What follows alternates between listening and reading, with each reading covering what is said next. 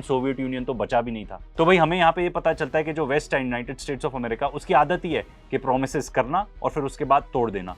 And भाई Iran से better example क्या है? आज के डेट में हम ये बात समझ चुके हैं, but back in the day ये बात थोड़ी सी नहीं थी। फिर उसके बाद 2008 में नेटो मेंबर्स मिलते हैं ब्यूकारेस्ट में, रोमानिया में, और कहते हैं कि भाई नेटो एक्सपैंड होगा, यूक्रेन भी उसके अंदर इन्वॉल्व होगा। एंड रशिया ऑलरेडी क्लियर कर चुका था, कई बार क्लियर कर चुका था कि भाई यूक्रेन नेटो का पार्ट नहीं बन सकता, this is a red line for us.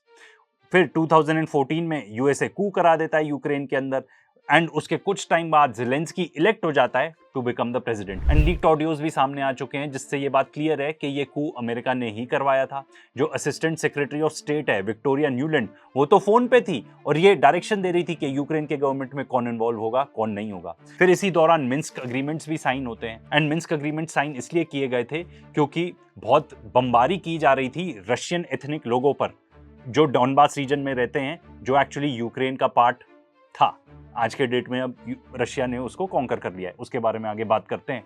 But उस टाइम पे जो चांसलर ऑफ जर्मनी थी एंजेला मर्केल, उसके मुंह से एक इंटरव्यू में निकल गया कि भाई वो जो अग्रीमेंट्स करे गए थे ना, वो कोई पीस वीस के लिए नहीं करे गए थे, वो इसलिए करे गए थे ताकि यूक्रेन को टाइम मिल सके टू रीबिल्ड।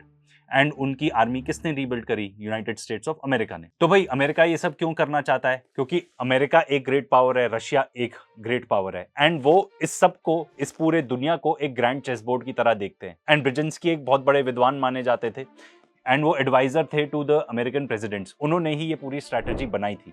तो प्लान ये था कि भाई प्रॉक्सी वॉर लड़ा जाएगा अगेंस्ट रशिया यूक्रेन को यूज करके। And may be one could even argue कि इजराइल भी एक अमेरिका का प्रॉक्सी है जो लड़ता है ईरान के अगेंस्ट अमेरिका के बिहाफ पर। तो ये ब्रेजिंस्की जो है ये बात करते थे कि रशिया को 3 पार्ट्स में तोड़ देना चाहिए। एक